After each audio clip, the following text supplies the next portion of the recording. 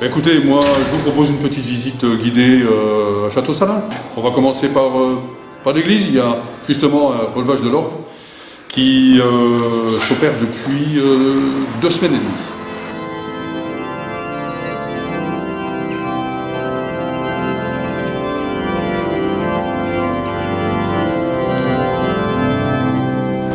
Donc voilà l'église de Château-Salins. On est intervenu financièrement aussi sur les boiseries dans la sacristie, enfin dans le cœur de l'église. Les communes ont tout intérêt à préserver ces lieux de culte.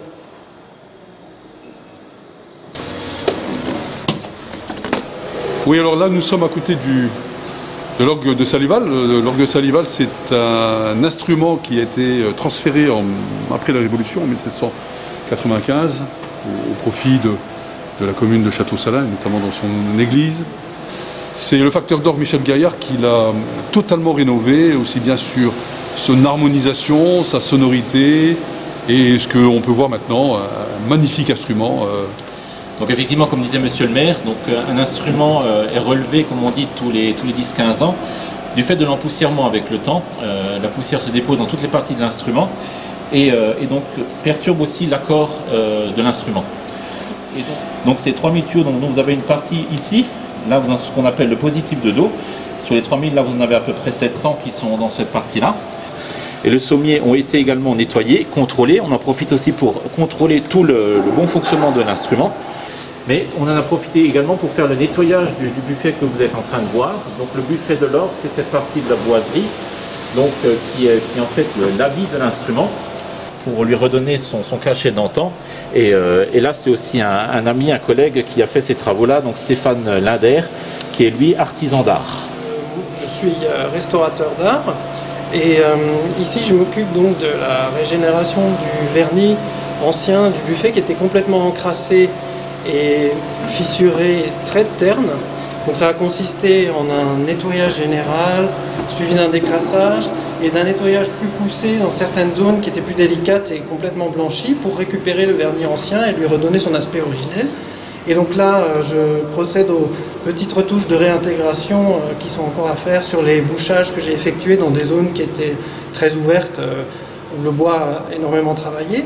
Et donc, ça consiste à faire le lien entre les parties plus anciennes, puisque le buffet est constitué d'éléments anciens du XVIIIe et d'autres rajouts, modifications qui ont été faites ultérieurement, et d'homogénéiser l'ensemble pour qu'on ait vraiment un aspect authentique et le plus proche de la finition originale. Ici, on est dans le cœur de l'orgue, dans ce qu'on appelle le clavier du grand orgue. Et dans le clavier du grand orgue, en fait, comme dans tous les autres claviers, les tuyaux reposent sur une grande table qu'on appelle un sommier. Et un sommier, pour faire simple, c'est comme un gros aiguillage. C'est à la perpendiculaire. Donc là, par exemple, vous avez une série de tuyaux, d'accord, qui s'appelle le Pressant 4. Ce jeu-là, donc les séries de tuyaux sont dans ce sens-là, et là, vous avez les notes. Donc vous avez entendu, quand on accorde, il faut que le son soit bien linéaire par rapport à un autre tuyau qui lui-même est déjà accordé. Donc en fait, tous les 3000 tuyaux qui sont dans l'instrument, je suis amené à les accorder un à un, donc pour pouvoir avoir de nouveau la justesse complète, parce que le fait d'avoir démonté les tuyaux, les nettoyer, etc., forcément, on a touché ces parties-là.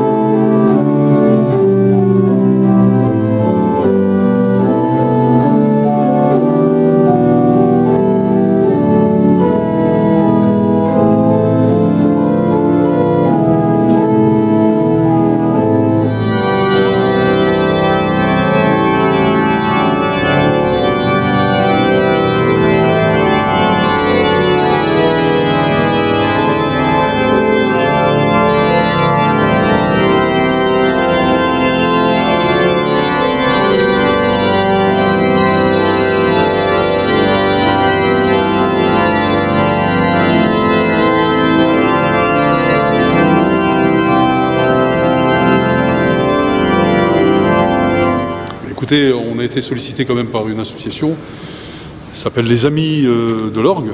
On a souhaité vraiment entretenir cet instrument, parce que c'est un monument historique, et je crois qu'on a tout intérêt, quelle que soit la commune, de garder et de préserver l'histoire de la ville au travers des différents instruments ou différents patrimoines qu'on peut avoir sur la ville. Sur c'est l'église Saint-Jean-Baptiste. Et on a fait pas mal de travaux dans cette église. C'est important, c'est des travaux de confortement. Et on est aussi intervenu sur les boiseries du chœur, là. Et je crois que c'est un beau succès, mais de toute évidence, il fallait quand même prendre des entreprises qui sont spécialisées dans ce domaine, dans ce type de travaux. Oui, on a eu la chance d'avoir le Factory d'Or sur place. Hein, c'est une opportunité, effectivement. On doit assurer la pérennité des monuments que nous avons encore sur la ville, même si le coût est relativement important. Hein. Je crois que nous avons intérêt à préserver notre patrimoine. Beaucoup de choses à Château-Salins.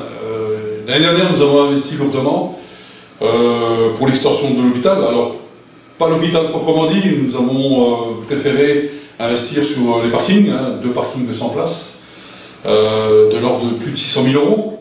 Je crois que c'est important pour la ville, c'est important de préserver notre hôpital. C'est un hôpital d'arrondissement, même si c'est un établissement privé.